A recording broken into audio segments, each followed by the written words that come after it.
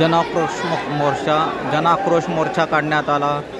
बीडचे बिहार झालंय, महाराष्ट्राच्या बिहार होऊ देऊ नका असं म्हणत व चाललेल्या नीतीला या न्याय मिळावा यासाठी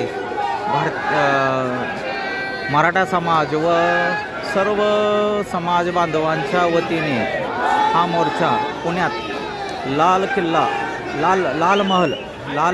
लाल महल या ठिकाणाहून निघालेला असून हा मोर्चा पुढे सरकत आहे।